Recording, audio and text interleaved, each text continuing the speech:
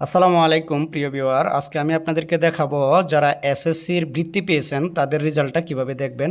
তো আমরা চলে যাচ্ছি কম্পিউটার থেকে ক্রোম ব্রাউজারটি ওপেন করে এখানে সার্চ বারে গিয়ে লিখব এসএসসি স্কলারশিপ রেজাল্ট। আপনি আপনার বোর্ড ময়মনসিংহ, আমি আমার বোর্ড ময়মনসিংহ, এই কারণে আমি SSC scholarship result Mymensingh board এটা লিখব। আপনি যদি চট্টগ্রাম, কুমিল্লা, রাজশাহী যে বোর্ডের হন, আপনি এসএসসি স্কলারশিপ তারপরে আপনার বোর্ডের নাম দিয়ে এভাবে সার্চ করবেন, গুগল ক্রোমে সার্চ করবেন। তারপর অনেকগুলি লিঙ্ক আপনার সামনে ওপেন হবে। তো এখান থেকে আপনাকে একটু স্ক্রল করে নিচের দিকে এসে যে নিচে দেখতে পাচ্ছেন এই লিঙ্কটাতে আপনি ক্লিক করবেন। এই যে দেখতে পাচ্ছেন এই লিঙ্কটাকে আপনি মনে রাখবেন এবং এটা দেখে চিনে রাখবেন। এই লিঙ্কটাতে ক্লিক করার পর এইবার আপনি একটু স্ক্রল করে আপনাকে নিচের দিকে আসতে হবে। একটু স্ক্রল করে নিচের দিকে আসবেন।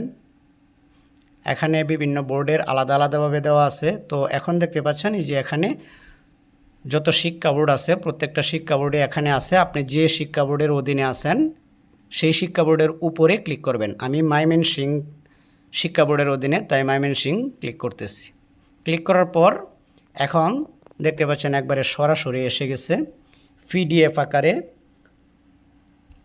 এই যে দেখতে পাচ্ছেন এখানেই সেই রেজাল্ট। তো আমি ডাউনলোডে ক্লিক করব এখন। এই যে ডাউনলোড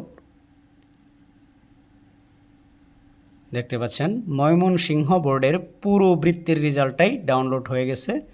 এখন আমি এটাকে একটা নাম দিয়ে আপাতত সেভ করে তারপর আমি আমার যে স্টুডেন্টের রেজাল্ট আমি দেখব সেটা আমি এখন খুঁজে বের করব। তো এখানে আপনার প্রথমে ডিস্ট্রিক্ট, তারপর উপজেলা ভিত্তিক নাম লেখা আছে। এই যে লাইনগুলো দেখতে পাচ্ছেন এগুলি জেলার নাম এবং উপজেলার নাম এবং শিক্ষা প্রতিষ্ঠানের নাম দেওয়া আছে।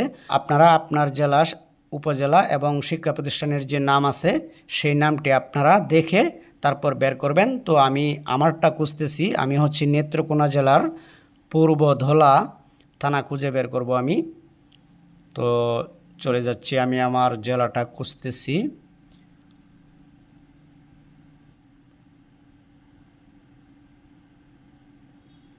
এই যে মনে হয় পেয়ে গেছি। এটাই হচ্ছে সেই পেজটা, যে পেজটাতে আমার পাওয়ার সম্ভাবনা আছে। এই যে দেখতে পাচ্ছেন স্টুডেন্ট, এই দুইটা স্টুডেন্টই আমার বৃত্তি পাইছে।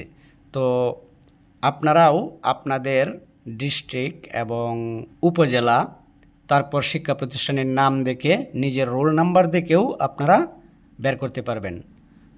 তো আশা করি পুরো প্রসেসটা আপনারা বুঝতে পারছেন। তো আজকে এ পর্যন্তই। ভালো থাকবেন সবাই। আসসালামু আলাইকুম ওয়া রাহমাতুল্লাহি ওয়া বারাকাতুহু।